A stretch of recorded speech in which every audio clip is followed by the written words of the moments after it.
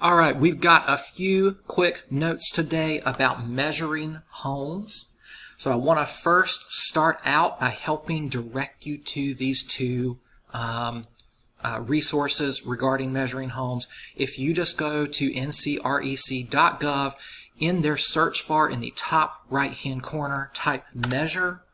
It's going to bring you to these search results, and these first two links are really good resources if you have any questions about measuring. The first one is the brochure on the residential square footage guidelines from the Real Estate Commission. If you are measuring a home yourself, this is really helpful to have available to you. If you're hiring an appraiser, that's great. Honestly, I recommend doing that.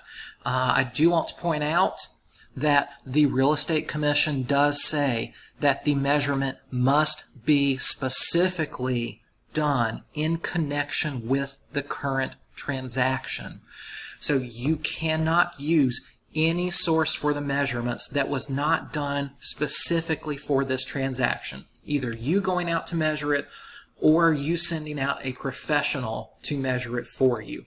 And then the second link here is just a Q&A, short Q&A with some questions that the Commission has provided some answers to. I do want to point out specifically the Commission says you cannot ever use the tax records. Do not use the tax records ever for your square footage. You also cannot use an old appraisal or an old MLS listing.